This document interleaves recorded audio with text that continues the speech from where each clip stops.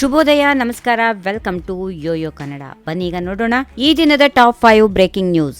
ದಸರಾ ವೇಳೆಗೆ ರಾಜ್ಯದಲ್ಲಿ ಮಧ್ಯಂತರ ಚುನಾವಣೆ ಫಿಕ್ಸ್, ಹೀಗೆಂದು ಮಾಜಿ ಸಚಿವ ಬಿ ಶ್ರೀರಾಮುಲು ಹೊಸ ಬಾಂಬ್ ಸಿಡಿಸಿದ್ದಾರೆ. ಯಾವುದೇ ಕ್ಷಣದಲ್ಲಿ ರಾಜ್ಯದಲ್ಲಿ ಕಾಂಗ್ರೆಸ್ ಸರ್ಕಾರ ಪತನವಾಗಲಿದೆ, 100ಕ್ಕೆ 100ರಷ್ಟು ಸರ್ಕಾರ ಪತನವಾಗುತ್ತದೆ ಎಂದು ಭವಿಷ್ಯ ನುಡಿದಿದ್ದಾರೆ. ಈ ಹಿಂದೆ ಕಾಂಗ್ರೆಸ್ ಸರ್ಕಾರ ಇದ್ದಾಗ ಕಾಂಗ್ರೆಸ್ನವರೇ ಸರ್ಕಾರ ಕೆಡವಿದ್ರು. ರಾಜ್ಯದಲ್ಲಿ ಈಗಲೂ ಕಾಂಗ್ರೆಸ್ ನಾಯಕರಿಂದಲೇ ಸರ್ಕಾರ ಬೀಳುತ್ತದೆ. ಅಧಿಕಾರ ಹಸ್ತಾಂತರ ವಿಷಯದಲ್ಲಿ ಕಾಂಗ್ರೆಸ್ ಸರ್ಕಾರ ಪತನವಾಗಲಿದೆ, ಹೀಗಾಗಿ ರಾಜ್ಯದಲ್ಲಿ ಮಧ್ಯಂತರ ಚುನಾವಣೆ ಬರಲಿದೆ ಎಂದು ಶ್ರೀರಾಮುಲು ಹೇಳಿದ್ದಾರೆ.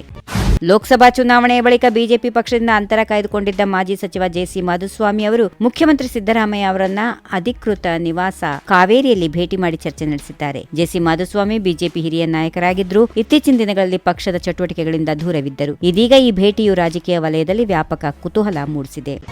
ಡಿಕೆ ಶಿವಕುಮಾರ್ ಅವರಿಗೆ ಮುಂದಿನ 2-3 ತಿಂಗಳಲ್ಲಿ ಮುಖ್ಯಮಂತ್ರಿ ಆಗುವ ಅವಕಾಶ ಸಿಗಬಹುದು, ಹೀಗೆಂದು ಕಾಂಗ್ರೆಸ್ ಶಾಸಕ ಎಚ್ ಎ ಇಕ್ಬಾಲ್ ಹುಸೇನ್ ತಿಳಿಸಿದ್ದಾರೆ. ಈ ಸರ್ಕಾರ ಅಧಿಕಾರಕ್ಕೆ ಬರುವ ಮೊದಲು ನಮ್ಮ ಕಾಂಗ್ರೆಸ್ನ ಶಕ್ತಿ ಏನಿತ್ತು ಎಂದು ನಿಮಗೆಲ್ಲರಿಗೂ ತಿಳಿದಿದೆ. ಈ ವಿಜಯವನ್ನ ಸಾಧಿಸಲು ಯಾರು ಹೋರಾಟ, ಬೆವರು ಸುರಿಸಿದ್ರು ಮತ್ತು ಶ್ರಮ ಹಾಕಿದ್ರು ಅನ್ನೋದು ಎಲ್ಲರಿಗೂ ಗೊತ್ತಿದೆ. ಅವರ ತಂತ್ರ ಮತ್ತು ಕಾರ್ಯಕ್ರಮಗಳು ಈಗ ಇತಿಹಾಸ ಎಂದು ಹೇಳಿದರು.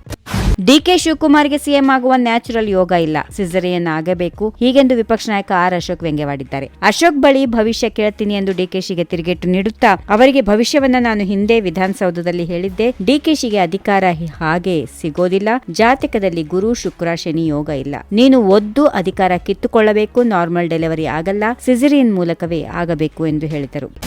ಸಚಿವ ರಾಜಣ್ಣ ಅವರ ಡಿಸೆಂಬರ್ನಲ್ಲಿ ರಾಜಕೀಯ ಕ್ರಾಂತಿ ಸಂಬಂಧಿಸಿದ ಹೇಳಿಕೆಗೆ ಪ್ರತಿಕ್ರಿಯೆ ನೀಡಿರುವ ಸಚಿವ ಸತೀಶ್ ಜಾರಕಿಹೊಳಿ ಈ ವಿಷಯದಲ್ಲಿ ವರಿಷ್ಠರೇ ಅಂತಿಮ ತೀರ್ಮಾನ ಕೈಗೊಳ್ಳಲಿದ್ದಾರೆ, ಹೀಗೆಂದು ಸ್ಪಷ್ಟಪಡಿಸಿದ್ದಾರೆ. ದೆಹಲಿಯಲ್ಲಿ ವರಿಷ್ಠರು ಇದ್ದಾರೆ, ಎಲ್ಲವನ್ನ ಅವರೇ ನೋಡಿಕೊಳ್ಳುತ್ತಾರೆ. ಕ್ರಾಂತಿ ಮಾಡುವುದೋ ಬಿಡುವುದೋ ಎಲ್ಲವೂ ಅವರ ಕೈಯಲ್ಲಿದೆ, ನಾವು ಕೇವಲ ಒಂದು ಭಾಗವಷ್ಟೇ ಎಂದು ಜಾರಕಿಹೊಳಿ ಹೇಳಿದರು. ಈ ವಿಡಿಯೋ ನಿಮಗೆ ಇಷ್ಟವಾದಲ್ಲಿ ಲೈಕ್ ಮಾಡಿ, ಶೇರ್ ಮಾಡಿ, ಸಬ್ಸ್ಕ್ರೈಬ್ ಮಾಡಿ.